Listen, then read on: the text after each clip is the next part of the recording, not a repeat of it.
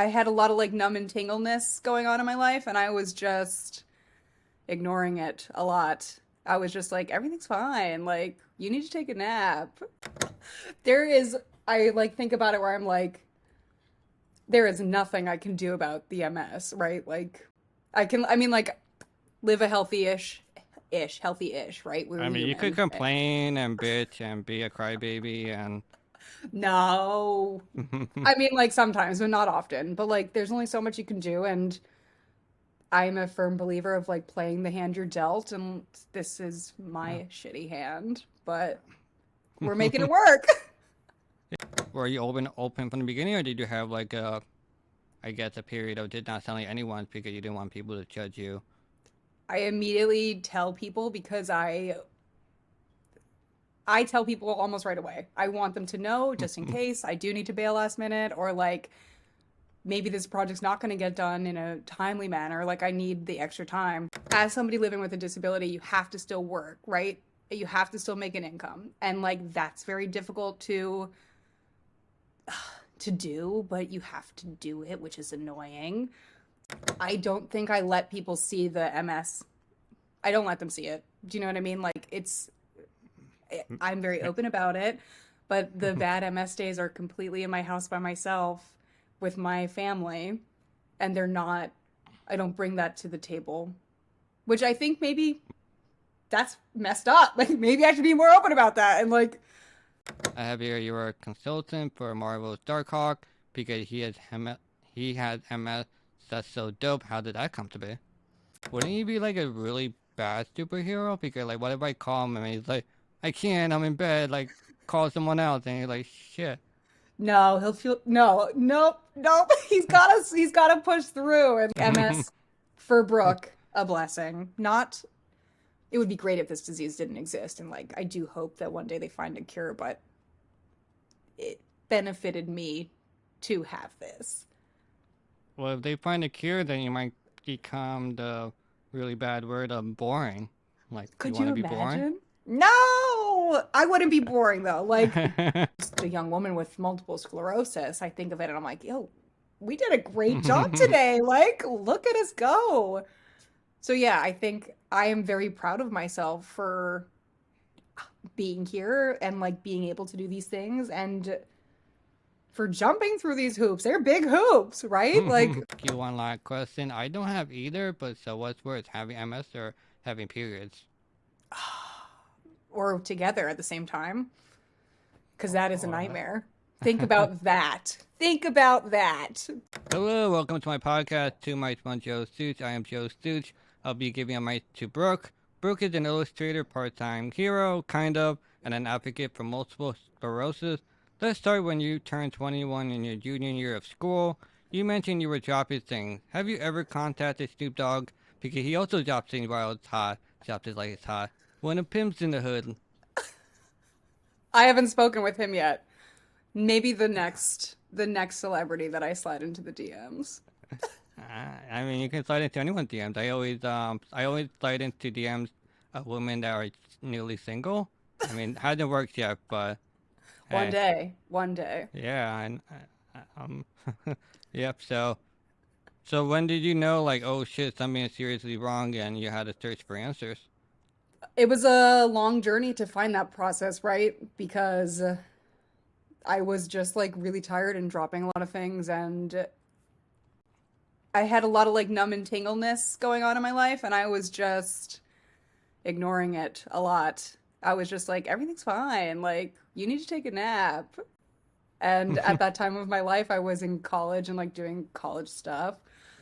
And my parents were definitely like the kind of people that are like, take an Advil, take a nap, you'll be fine, everything will be great. Yeah.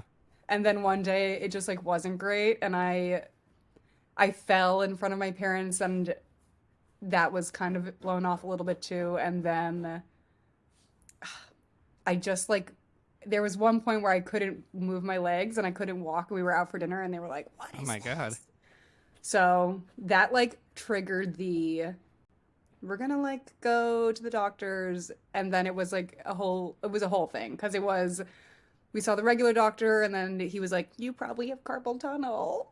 And that's why you're dropping everything because you're an artist and you're probably just like dealing with that. And I was like, okay, but like that doesn't seem to explain everything. So then we went and we got a second opinion and they were like, this is probably cancer. Let me cut this thing out of your neck. And I was Oh like, no. no, what?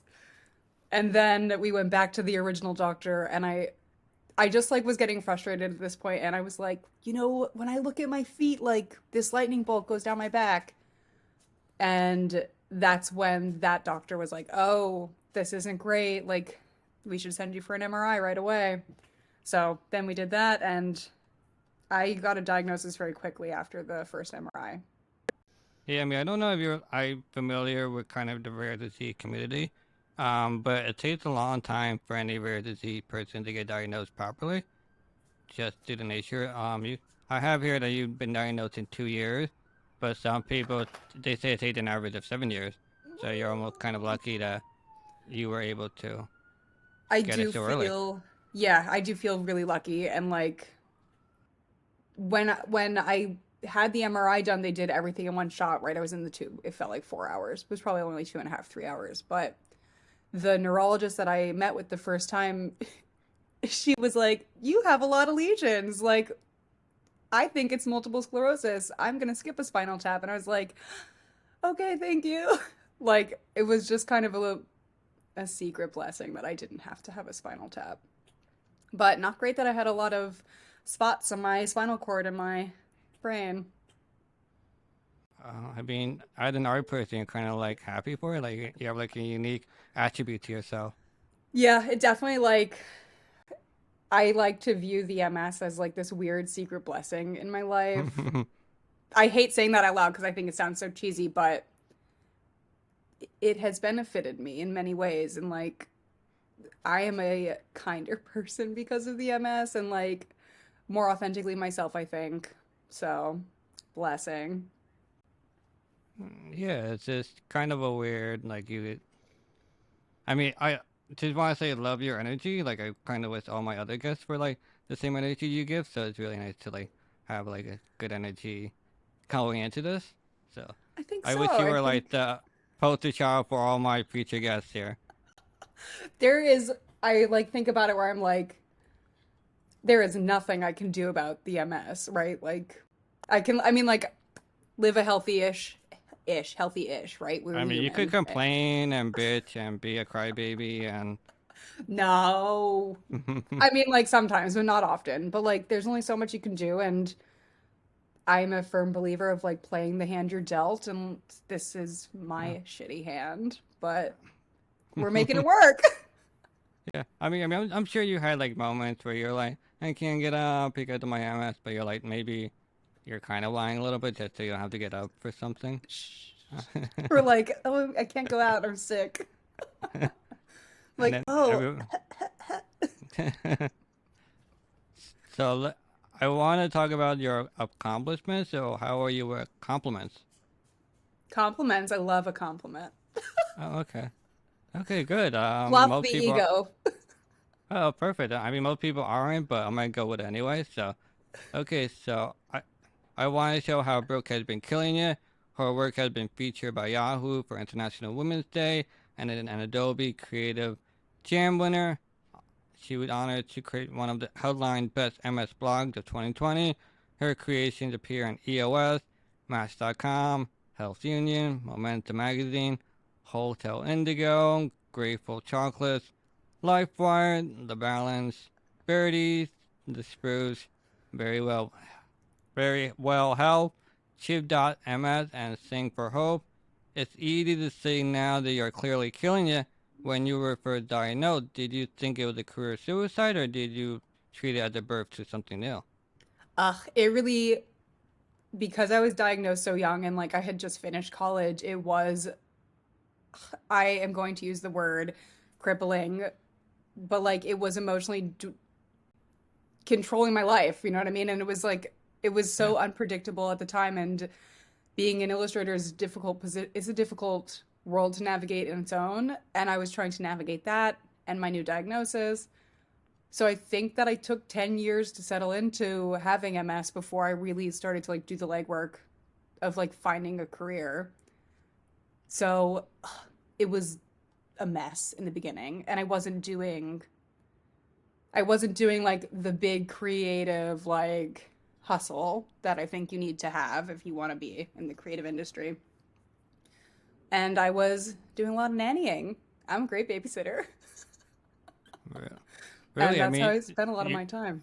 but you graduated college with a BA in illustration. So did you stop when you were diagnosed, or would you like just continue with it and just kind of work with the, I guess, the new barriers?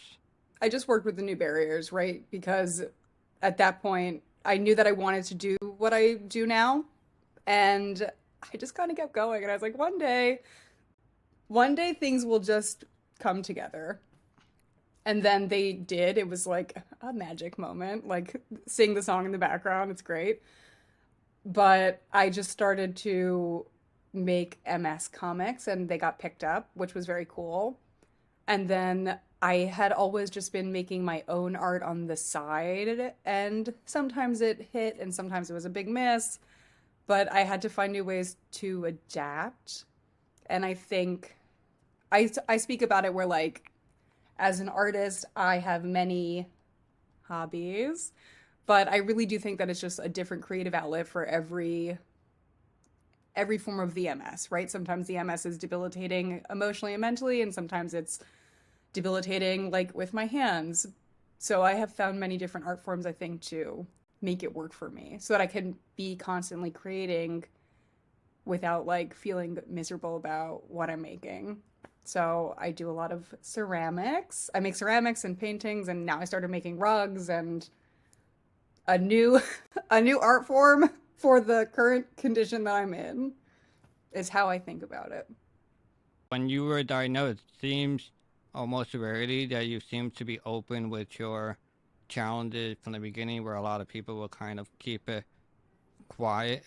Was it a more, did you want to show yourself right away, or did you? It seemed like you have supported people around you that like wouldn't care too much of what you have, because any disability would be like almost a chink in your armor. It's like, oh, you have this disease. Like, why would I want to work with you when you're fatigued and like maybe your work will suffer? Like, were you open from the beginning, or did you have like a, I guess, a period of did not telling anyone because you didn't want people to judge you? I immediately tell people because I tell people almost right away. I want them to know just in case I do need to bail last minute, or like maybe this project's not going to get done in a timely manner. Like I need the extra time. But no, I never kept it a secret, not really. And I guess professionally, like when I was first going through the diagnosis, I wasn't getting a lot of work. I was like doing work for myself. So it kind of worked out that I in the time period where I wasn't having a lot of work come in organically, I was able to like learn my personal pace and like I understand my body well enough to know that like it will take me this many days to complete a project, and like if I'm going to push myself, I will pay for it like the following week, you know what I mean? So I think I took that time to like understand that about myself, and now in a more professional setting, I'm able to be like, "Oh, I can pick up this project and get it done." And I know that like I can push through the MS, and like it sucks to it sucks to have to live in a world where we're like as somebody living with a disability, you have to still work, right? You have to still make an income. And like that's very difficult to do, but you have to do it, which is annoying. Yeah. So I will just do work and push myself, and I will pay for it the following week where I'm like, oh, I'm gonna sleep literally all day. It's so funny, like it's the holiday season and like that's a job in itself, right? Yeah. Like just being alive during the holidays, I'm like, oh my God, I could pull all my hair out. But the other day, like we had nothing. I'm like sitting at home. And I'm like, we have nothing to do, and I was like, I'm just gonna sleep all day, and I did, and it was like so restorative because the next day I woke up and I was like, oh, I can like make some pottery today, and I feel great. And then like the day after I make all the pottery, I'm like, I'm a little tired today. Like we're gonna take another day off. So I think it's about like for me, it's knowing my personal time management. Personal But time then, management. well, the question is, I mean, yours seem to be okay with it, but how do your, I guess your future partners, like Feel business about it. partners, how do they like react to it? Like, are they like okay with it, or do they have you gotten rejection because they don't want, I guess, they don't want like let's say a deadline they want it to fall by because of said disability. I've never received a rejection because of my disability. I feel very blessed because of that. I'm sure that's not the case for a lot of people. I also, I don't think I let people see the MS. I don't let them see it. Do you know what I mean? Like I'm very open about it, but the bad MS days are completely in my house by myself with my family, and they're not, I don't bring that to the table, which I think maybe that's messed up. Like maybe I should be more open about that. And like, who knows? But like, would that change my career path? And like, I could totally see you at an accountant. what? All the money. Like, let's go. I'm terrible at math. No, of course, No, I'm yeah. so bad at math. I mean, if you just look at your like Instagram, it's like you scream artwork. I couldn't imagine you in a cubicle. No, it would be so bad. Like, I would be unhappy. I used to teach ceramics, and like, I really enjoyed that part of my life, but it was a very that is an exhausting job, right? Like, it's not being an illustrator. You get to do it at home, and like, you sit on your sofa or your dining room table, and like the bathroom is right there just in case, and like it's a much more convenient situation where like the ceramics it's a lot of heavy lifting and like people dealing with other humans, and you're like, okay, whatever you need, and like bending over backwards. But like being an illustrator I think is a good fit for me in the MS. I mean, I'm sure a lot of people would give you shit. Like, I'm just gonna pretend to give you shit. Like you say you're doing like pottery, so or like painting. I'd be like, you're getting stressed because you're doing the thing that kindergartens do. Like, Oh my what god, all the in the time world? you're like, oh, did you Like, just put the paint on the canvas? And I'm like, yeah, I do just put the paint on the canvas. yeah, like my 5-year-old could do that. Like, why am I pay 1,000 when I can get someone else to do it for free? Listen, I sell very few $1,000 paintings, so if you know those people that want art like that, you let me know. I mean, I went to the museum and they were like painting for like $10,000. There was one painting where it's literally it was just like a line of red paint on a white Hmm. canvas, I'm and I sure was there's a like, story behind it. I know, but like I didn't understand like some artwork kind of can seem childish, but it gets complicated. But like it's literally a red line of tape on a white canvas. Like, come on, like that's really cheap. Like I probably I'm sure there's someone that sold a white canvas with nothing on it, and these were Probably. just like imagine something and someone just bought it for like $1 million, and it's like It's okay. about the light, and I'm sure there's like some story, like the artist statement. It's like it's about the way the light reflects on the canvas at noon or whatever. It's like this is a representation of the white walls I look at every day. Some like very abstract answer to like why it is what it is, which I like mean the respect. alternate title would be like you're a dumbass, and Spicy. I mean yeah, I mean we buy white cam. I mean I know I'm good friends with an artist, and I know canvases can be really expensive. Like the large one can be like a couple hundred or even like $1,000, and it's like They're so insane. expensive. And even like the paintbrushes and the ink, but still, some of the art pieces are a little bonkers. It's like okay, I understand paying for like someone's time and like expertise, but there's kind of like a line between It's artistic and bullshit. once you hit like a level of professionalism in the art world, I feel like you can do whatever you'd like, which I think is a nice goal to have. Like one day I'll literally be able to do whatever I'd like creatively, but that day is not yet. Yeah, like people say like disability is like at a disadvantage. Is it kind of fair to say you are cheating in the art world because you have multiple sclerosis? You have something unique about yourself, but no one else can really get, no matter how hard they try. I think so. I feel like it is just like this little like extra layer of like, oh, she's cool and she has to work through this illness to make cool things. So like, am I using my illness to my advantage? I think that I'm like, playing the hand I was dealt. I have MS. This is how I make my stuff. this is what it looks like because this is what I can make. Yeah, like I interviewed someone else that also has MS, and she also paints, which is really weird. I just filmed the episode. So it's just weird. I hit two gets the same, but you Two find, MSers. yeah, and then also painting at the same time. She likes to paint glass and stuff. But do you? I know it's your job, and hers wasn't. She kind of had her job, but like, do you find your job therapeutic in a way, or do you just find it more of like just a job and that I pays the love bills? I love my job. I do think that like I get a lot of enjoyment out of drawing. So therapeutic, I don't know. But like definitely something I enjoy and it's good for me and the MS to like constantly keep my hands doing something, right? To keep the mobility and make sure that the like right like the memory of drawing, I think if I lost that I'd be heartbroken. I wouldn't know what to do with myself. So therapeutic in the sense that like physical therapy, Yeah, I but mean, nothing emotional about it. yeah, the only complaint she had is that she always painted for somebody else, and I'm guessing you're the same. Like, you're always painting for somebody else because you need to make money and stuff. Like, did you ever just paint for yourself, or is it like too much money? It costs too much to paint something. Most of my paintings are for me. So, Oh.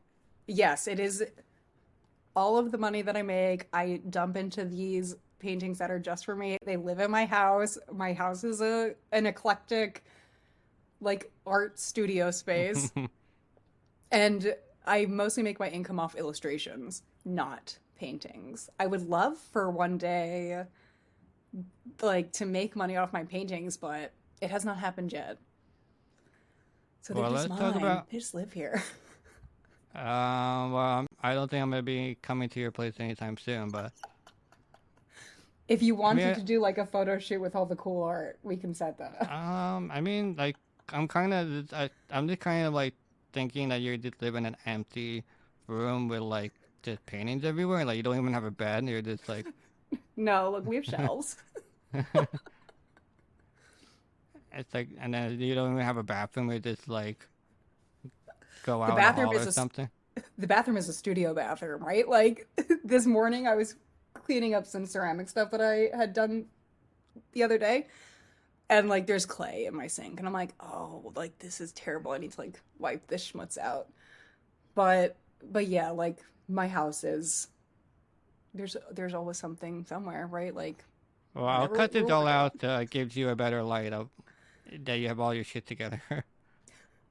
It's all in one space, so like I don't have to migrate too much to like do anything. I think it's funny is like the dream is one day to have a studio space and like have to go to the studio to do my stuff, but I'm also like, do I really want that? Like the comfort of home is right here and like all my stuff is here, so I who mean, if I knows? had to like think of like a Brooklyn artist, like I think you'd be like you're like the poster child for that.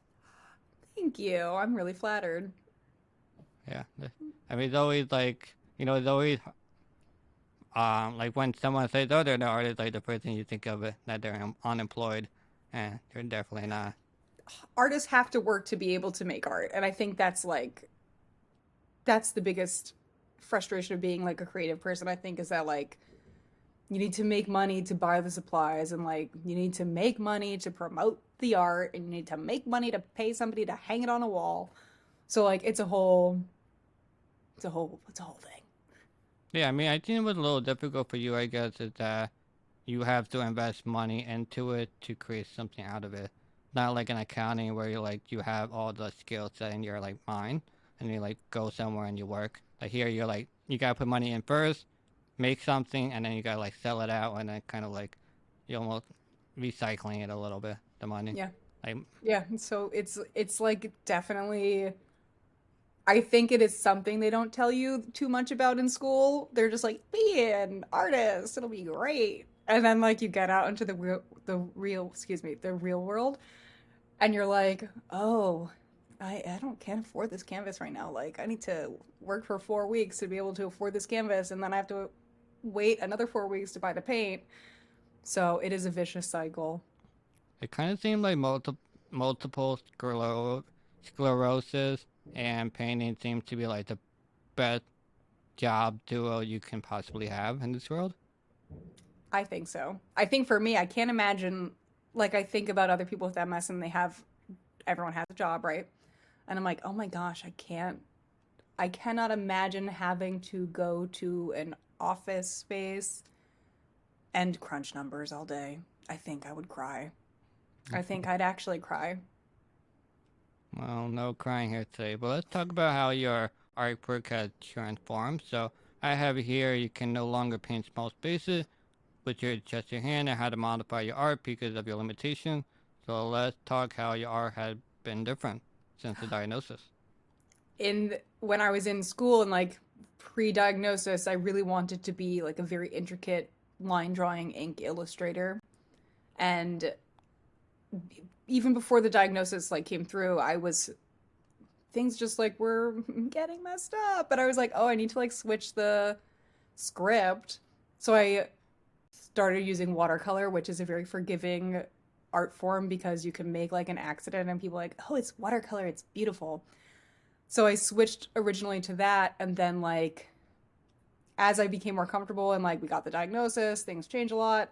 I realized that like working small is very difficult for me because I mean my hands work and I'm functional, but like I need to be able to I need to use my whole body to paint things sometimes. Yeah.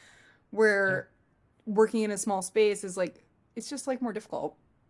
But I do a lot of work on an iPad now, which I love it. Like it's so forgiving. I can just like backspace. Oh, I messed up. My hand like went the wrong way. Like backspace it. It's gone, and there's no mess. Where like the MS and painting, like it's great, but at the end of a painting, you need to clean up the space, and I think it's so irritating and like that is more tiring than making the painting. So so yeah, I've moved to like bigger work and it's funny. I'm working on something now. It's quite big. It'll just sit in my house forever. But I'm working on it and like I'm really loving it. But I haven't picked it up in a few weeks because I'm just like, oh, I'm tired and like then I have to clean up this big mess afterwards and like that's tiring. So, yes, bigger spaces, more forgiving mediums, no more tedious like little line drawings. Did anybody ever like compliment you where like they love something, but like in your mind you know that it was like a mistake, but they don't know it, so you just go with it? All the time. All the time. I think that like the gift of being creative is that like You can it's fuck like a up. gift curse. Yeah, like I can look at something and I'm like, "Oh, I wish I did this. I wish I did that. I hate that I did this." And then somebody from an outside perspective will just like come and be like, "Oh, this is beautiful." I'm like, "Oh, thank you. Thank you." Like this was a disaster and like I was very upset with it, but I'm glad to know that it brings you some kind of joy. So yeah, that is a regular occurrence of the creative life, I think. Yeah, I think it's really the perfect job you can really it's like I guess I don't know if fuck up is really the best word, but kind of like you can mess up so much, but and it can be like beautiful at the end, and it's like okay, I'm just gonna roll with it, like no one will. Happy accidents, right? Like we're pro Bob Ross in this house, and I'm like, oh, like look at these happy accidents that have just like fallen onto the paper. So yeah, I like So it. so let's talk about you being a superhero, kind of. So I have here you were a consultant for Marvel's Darkhawk because he had MS. That's so dope. How did that come to be? So the writer of the comic saw on social media that I have MS, and he was just like, I need to speak to her. He knows my partner, and like they set that up. So we're having a chat, and he was like, I need my next character is gonna have MS, and I just need someone to speak about it with me. And I was like, oh, okay, like we could do that. And that was how it came about. Is just like through conversations with the author and me sharing my story of like my diagnosis journey and the effects and like the not effects that I went through. And then I think he just took what he thought would fit the story and like added it into the book. And he did a great job, I think. I really liked it. Have you read it? I haven't read it, but it looks I'm crazy. I didn't even like. I know Marvel, like the big superheroes. I didn't even know there was like, I guess these smaller ones are just doing. I don't like. I did. Spider-Man pops in at the end Yeah, of like this it was. one.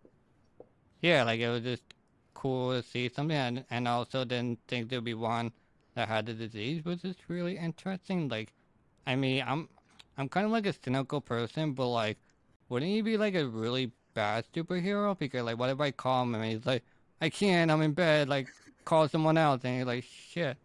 No, he'll feel no, nope, nope. He's gotta push through and like I think that's the magic of the comic is that he's not gonna let it hold him back. And I think that like that's how I relate to the character is like, yeah, this totally fucking sucks. Can you yeah, it sucks, right? But from terrible things come good things, I think, is the silver lining. No, I mean, of course, I know, but like, I'm still gonna be cynical. Like, if I'm in a burning fire and he's like, I can't, like, he hurts me, and like, like, if I go up there, you're gonna have to rescue me, and it's not gonna be a good day, and like, like, call 911 because they're gonna do a better job than I will. No, think about it like him being open about his illness like helps the other superheroes like have some sense of empathy for a comrade. I like to think of it that way where I'm like, okay, let's pretend he really like had a flare up and like wasn't doing well but had to like go do superhero stuff. He has to call like his best bud and be like, I need help with this man, and then they tag team it and like that is the that is the silver lining. I don't know. I'm just like imagining the scenario where like I don't know, he like calls Superman and like they just FaceTiming to like help out, like, hey, like, she's in a bathroom, like, something FaceTime, like like Superman had the AirPods in so he can like listen for stuff, like like some that's a scenario that keeps going into my head. That's crazy. Wild. No, I just think I can only think of it in a positive light. But I am Yeah. not What? skeptical. Did you use the word skeptical before? Cynical. Um, I guess I can say both. I'll say I both. think I think we have different. I don't think that way. I think I'm trying to like avoid thinking that way. I definitely used to think that way and I'm just like I can't anymore. I just like have to I can only keep going forward if I can find some sort of positivity in a situation. Otherwise, like I just don't, I wouldn't be able to do it. Well, I think it's also important to address that multiple sclerosis. Also, why the multiple? Could it be a single sclerosis? I think I that don't there know. are cases of isolated MS. I don't know much about it. I just know it's like a thing. Like clinical isolated MS, I think it's called. Yeah, but I think it's good to address that multiple sclerosis can affect everyone differently and at different degrees of it. So, like, you seem to be, I mean, you're not okay, but you seem to be like you're able to like be independent, like you can walk most of the Yeah. time. I would say like you're not in the wheelchair. There are some that are really just bedbound and have these long flares and like can't do anything. I can't imagine that, but like would it be fair to say that you're on like the maybe like the middle-ish to the better spectrum of MS? Yeah. Yeah, it's completely fair to say that. I am very lucky and like from what I'm understanding is that the MS this is okay, I'm not a doctor or scientist, but this is how I understand it is that like it doesn't matter the number of lesions you have, it matters where they hit. And I have a boatload of lesions, but they have not hit big targets yet, so I am very lucky. And I'm super aware that I'm very lucky and like I don't I think that is maybe half the reason I keep going and going and going because I'm like I am lucky I can still do these things and I refuse to take it for granted. because MS is so unpredictable. Like tomorrow might not be this way, right? Like that's crazy to think about. And like in the beginning, I think it was all I could think about was tomorrow could be different. Oh, next year could be different. But now I just refuse to let my head go that way because I would become a mess. Well, the question that brings up is then you have like you mentioned in the article where, 1 second, and you say I never had an excuse to stay out of the heat before, and now I do, so that is a silver lining. So do you feel like you're almost on a timer of having to create and work and everything? A little bit, right? Is that so like depressing to think about? But yeah, I think that like I am constantly creating because I'm constantly fearful that like I could not create tomorrow, and I will just use the time that I have to make as much good work as I possibly can before things like progress. And like I speaking of my life with my MS, I really hope it never progresses, but like the chances of that happening are very small that it never progresses. And I'm super aware of that. And I'm just gonna make Cheers to as that. much as I right? Cheers, cheers to that. Cheers. Caffeine. Caffeine daily. Yeah. But So so I know you have tried like multiple sclerosis doesn't really have a. I mean, everyone knows what multiple sclerosis is, but the approach to like you can't fix it. You can kind of just, I guess, max the symptoms or lower the symptoms. So I think you have tried 3 different medications, and that didn't work. But now you're on a medication where it lasts you about a month. So like, do you actually feel like your body failing slowly at the end of each month? what's funny is that the medication that I'm currently on is typically given every 4 weeks, infusion at the hospital. And I recently had to have it switched from 4 weeks to 6 weeks, which is Oh, okay. not lovely, right? Because your body uses the meds, and like towards the end of the cycle, you feel crummier. Mm-hmm. So I have like this 2 week gap between meds now, and it's right, like it's such a cruddy feeling. And you feel Wait. it, right? Like my symptoms go through the roof, and I'm exhausted and like tripping and dropping stuff and making it work, right? Like I gotta be here. I still gotta go to work. We still have to walk the dog. Like we gotta make dinner, and like you still have to be a person. But like it's a miserable 2 weeks, and like that's the phase. Like that's how it feels. I'm just like, oh my god, don't look at me. But yeah, so that happens, and you can totally. I mean, like I can feel it, and I've seen through the community that like other people can feel it when their meds are like on their last leg. Well, I know you did got your MS treatment, so you're like up and 100% and ready to go. What? You did got your treatment like 2 days ago, right? Yeah. That's so funny. I did get my yes. So yeah, when I get the meds, right, and I leave the infusion center, I walk out and I'm just like it's like an 80s movie, and like there's the montage scene when they walk down the busy street and they're like da, da, da, and I'm like having a boogie. But yeah, I feel great after my first day of meds. And like I feel great for the next like week. And then it's like a slow decline. so it But must. So it just feels like you're like on the 4 weeks that you're like 100% because you gotta like pick up the slack for the 2 weeks that you are feeling like shit. yeah, I definitely adjust my life to that. Which is funny is I do a lot of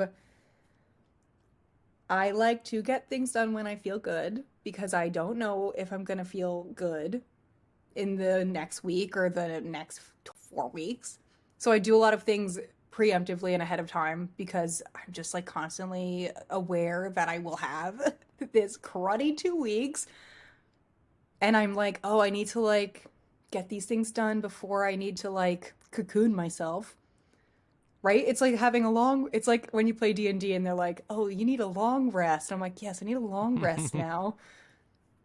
But yeah, I do that 100%. Like how else would anybody with this condition function if they don't? I know that it's difficult for people to like prepare ahead of time sometimes, but I know for me if I didn't do it, I would be an oh my God, I'd be a disaster. My life would fall apart. Well, do you consider multiple sclerosis to be a blessing for you, or do you wish you didn't have it? I think it was a big blessing for me. I can't imagine not having it at this point. It's like my shitty best friend. Do you know what I mean? I'm just like, oh, Toxic. I'm like, I love to hate this person. But like, it's, it was a huge blessing for me. It like, I don't know. It made me think about my life differently and like live my life a little bit differently. And I've made some really good friends through it. I know who my friends are because of it. And like, that was a huge thing for me. And like, yeah, blessing. That's it. I could keep going on, but like MS for Brooke, a blessing. Not, it would be great if this disease didn't exist. And like, I do hope that one day they find a cure, but it benefited me to have this. Well, if they find a cure, then you might become the really bad word of boring. Like, you Could want you to be boring? imagine? No, I wouldn't be boring though. Like, I would be, it would be like an old sailor, like an old sailor telling like tall tales of the old days on the sea when life used to be like this. That's how I think of it. So I would have all these old stories and be like, this disease used to exist and I had it and now I no longer need to live with it, but you will never understand what it was like. So it would be, I would take it that spin and like just become some like old lady that sits and tells stories of like, oh, a time in the past when I had this disease. Well, yeah, but I mean, I'm sure you give yourself credit to like, you kind of. I mean, no one can really understand what you're going through except someone else that has MS, and I don't have MS, and I can't. I can try to understand, but we'll truly never know. But I think, do you ever give yourself credit that like maybe what you're doing is really great, and you're like, I get maybe you're pushing the envelope, but like I always, like when I talk to disability people, like I feel like they have extra motivation to accomplish the task, but they have to jump over more barriers than like the next person that can just like wake up in like pain, and you like might be struggling. Like, do you ever I sit feel down and be so like, I feel so chuffed with myself. Right? Like I am crushing it and from like a from like a professional artist standpoint, there are days where I'm like, oh, Brooke, this could be cooler, this could be better. But from like a Brooke Pelzinski is just a young woman with multiple sclerosis. I think of it and I'm like, yo, we did a great job today. Like, look at us go.